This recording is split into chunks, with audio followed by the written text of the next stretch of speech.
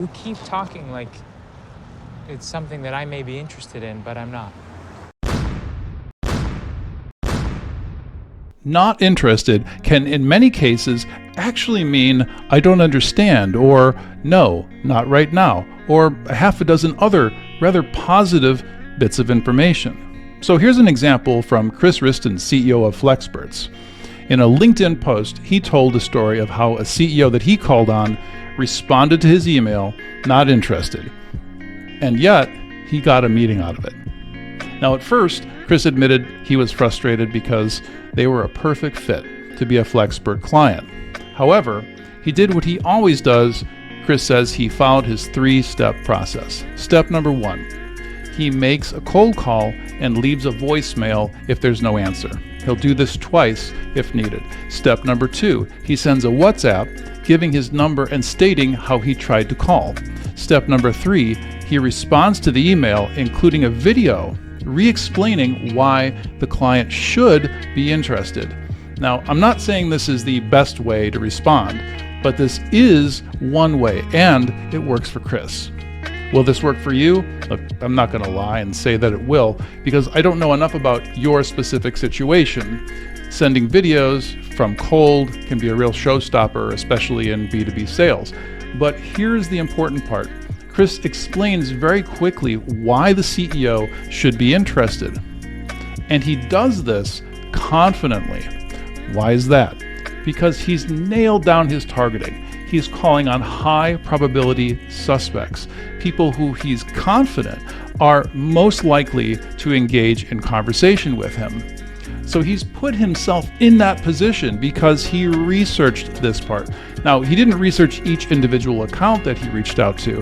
Instead, it's best to research groups of contacts based on selection criteria which make them highly likely to engage. Now, if you'd like to know exactly how to do that, leave a comment so I can explain. As for Chris, remember, he's not responding to not interested messages because he's arrogant or pushy. He's calling confidently because he's calling only on people who should be interested because he's done his homework on them. In this LinkedIn post, Chris said if he gets nothing back, he'll call again within the following 5 days, and he's going to ease off after that. Whoa, calm down, Jamal. But recently, a CEO picked up one of his calls, and they spoke for about 4 minutes, and Chris booked a call for 2 months from that date. So the CEO told Chris they don't have a budget right now. Oh, I'm broke, baby. I ain't got no money. Very simple. But imagine if Chris had ignored that email, which is what most sellers do. Again, because most sellers, number 1, call on any old prospect. Instead, you should be calling on high probability suspects. If you don't know the difference, leave a comment below.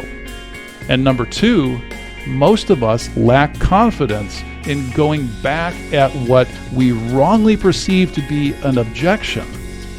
Not interested can, in many cases, actually mean I don't understand, or no, not right now, or half a dozen other positive bits of information.